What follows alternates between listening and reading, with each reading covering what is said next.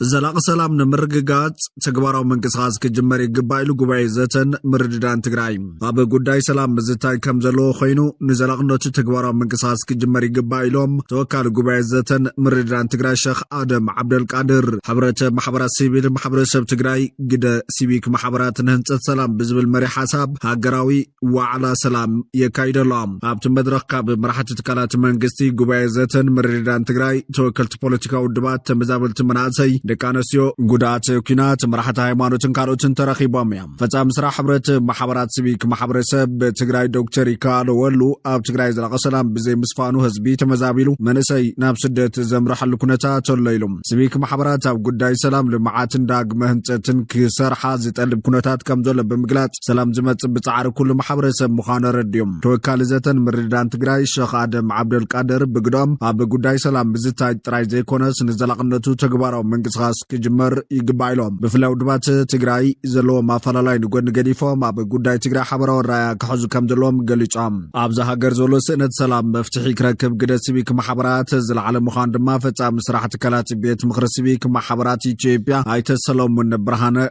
قليشام بسبيك محبرات قبر تعارز تبتاتنا بمخانو قرنزا قلوت يتكم زيمتا قليشام بحبرات محبرات سبيك محبرات سب تقراي استجمر مدرخ زتن مخكرن كتناخر كم زقباون حابير اللام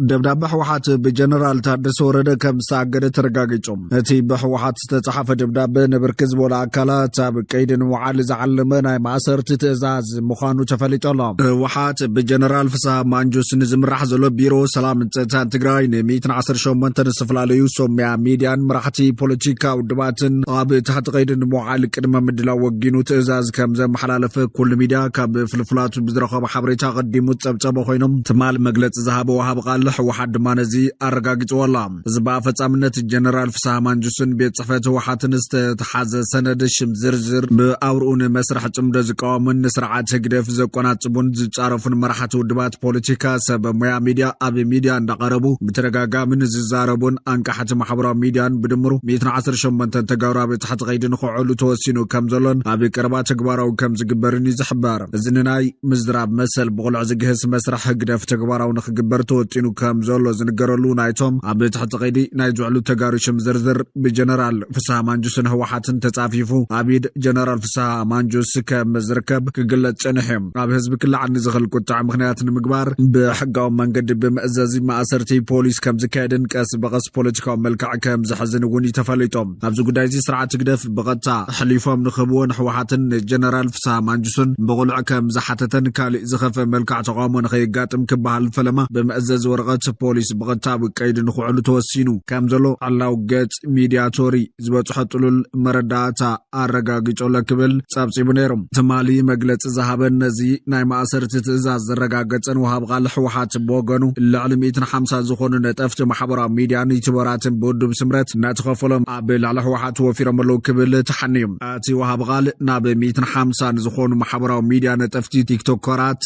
يتبارات وديبو ودو بسمرت زوافرم كحرتلو دو يبلو ويدما حزب تግራይ دو كبلو يغبر زبل تእዛዝ ዘለዎ ዘረባ ዘስማዕ ኮይኑ ዝድማ ካብ ገለ ተጋሩ ተቃውሞ ይቀርበላላም እዞም ነዚ ሓሳብ ዝቋም ዘለው ተጋሩ ምቋም ክሕደት ድዩ ንኣብነት ህወሓት ክትፈርስ ኣለዋ ብሰንካዩ ናብዛ ዓይነት ሕማቅ ውድቀት ዝበፅሓና ኢሉ ህዝቢ ከንቅሕየ እንተኢሉ ሓደ ነጣፍን መን ይዝሓድ ዘሎ ንህወሓት እንተኮይኑ ኣባለይ ነይሩ ክሒዱ ምባል መሰልዩ ህወሓት ክብል ከሎ ህዝቢ ትግራይ ከም ዝበለ ዲ ዝውሰድ ብኸመይ ዝብል ሕቶ ዘበግሱ ዘለው ኮይኖም ወሲኾም ድማ ውድብ ስምረት ሕጋዊ ውድብ ኣይኮነን ድዩ ማሕበራዊ ሚድያ ነጥፍተ ዋፊራ ብላዕሊ ዝኾነ ይኹን ውዳበ ጎስጓስ ምግባር መሰል የብሉን ድዩ ስም ናይ ምጥፋእ ወይ ተመሳሳሊ ገበን ተሃሊዎም ብሕጊ ሕተቱ ካብ ዝወፃይ ንዓይ ጥራሕ ይኹም ትርግፉ ናተይ ካድሬታት እምበር ናይ ስምረት ካድረ ወይ ደጋፊ ምዃን ኣይከኣልን ምባል ይከኣል ዶ በየናይ መስርሕ ካብ ሕጊ አንጻር ብኸመይ ይፍፀም ኢሎም ኣሎም እዚ ካብ ዝወፅእ ነዊሕ ከም ዝገበረ ዝንገረሉ ትእዛዝ ማእሰርቲ ነጥፍቲ ማሕበራዊ ሚድያን ፍሉጣት ሰባትን ዛጊ ናብ ተግባር ዘይተሸረፈሉ ምክንያት ጀነራል ታደሰ ወረደ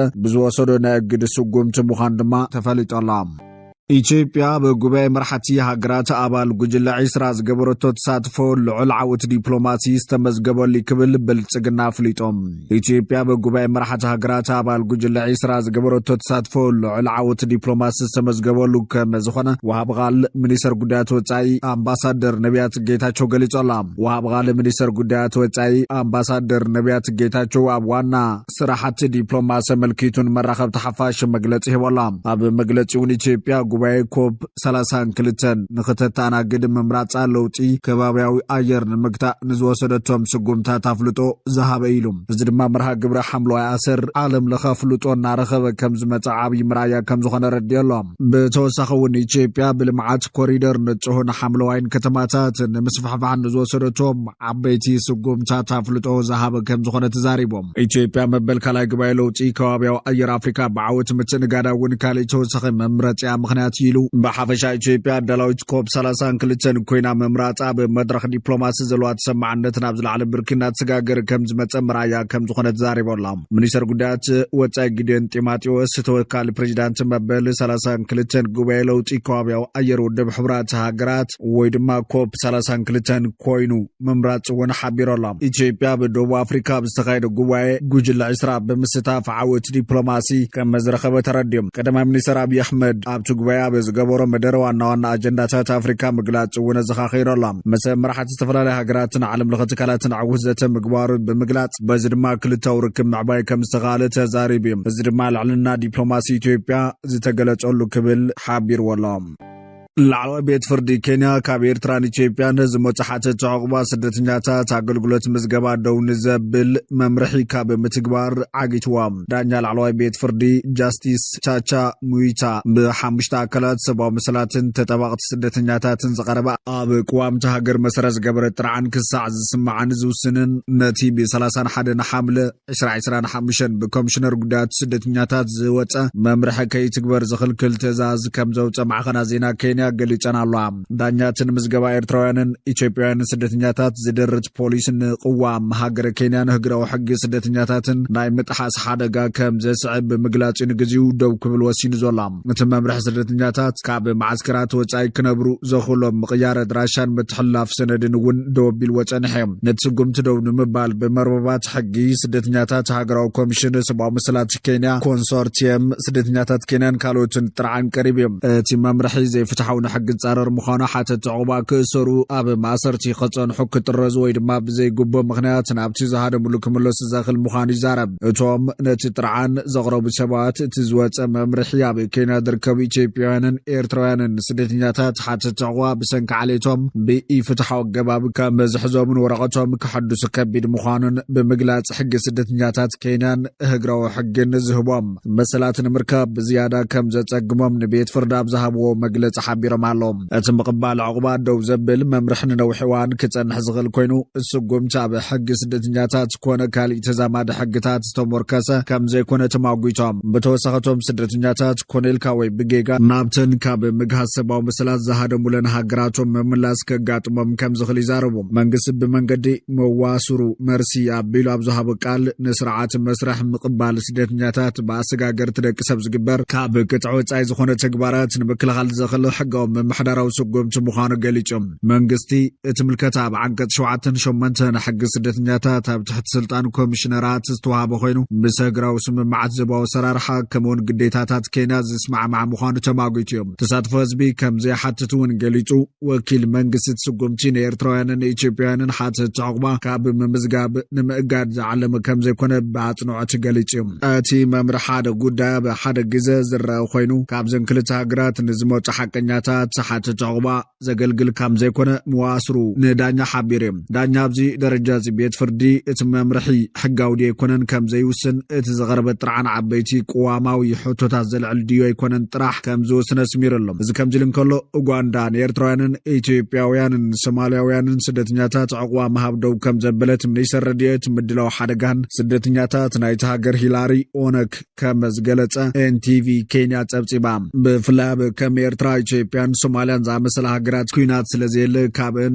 ዝመጹ ስደተኛታት መሰል ዕቁባ ከይወሃቦም ንቤት ጽሕፈታትና መምርሒ ሂቦዮም ኣለኹ ኢሎም እዚ ውሳነ ዝተዋሃበ ኣብቲ ሃገር ስደተኛታት እኳ እንተወሓዙ ደገፍ ለገስቲ ሃገራት ግን ብኣንጻሩ እናነከ ድሕሪ መምጽኦም እቲ ሚኒስተር ነቶም ድሮ መሰል ዕቁባ ዝተዋሃቡ ስደተኛታት ዘይጸልዎም ኮይኑ ካብዘን ዝተጠቐሳ ዝመጹ ሓደሽቲ ሓተቲ ዕቁባ ግን ከም ዘይወሃቦም ኣፍሊጦም ሚኒስተር ኦነግ ነዚ ገለጻ ብዝሓለፈ ሰሙን መንግስቲ ኮርያ ንፕሮግራም ምግቢ ዓለም ዋጋ 2.9 ሚልዮን ዶላር ዝግመት 2544 ሜትሪክ ቶን ሩዝ ኣብ ጉሉን ዝርከብ መኽዘን ኣብ ዘረከበሉ ኣጋጣሚ እቲ ሩዝ ፕሮግራም ምግቢ ዓለም ኣብ 13 ማዕቆብ ስደተኛታት ንዝርከቡ 600,000 ስደተኛታት ከምውን ሓፅረት ምግቢ ኣብ ዝርከቦ ዞባ ካራማጆ ንዝርከቡ 200,000 ቆልዑ ንሓደ ዓመት ኣብ ቤት ትምህርቲ ከመግቦም ዝኽእል እዩ እቲ ሚኒስተር ብተወሳኺ ምስተን ስደተኛታት ዝመጹለን ሃገራት ኩናት ደወቢለን ሰላም ከንገሳን ዝተሰደዱ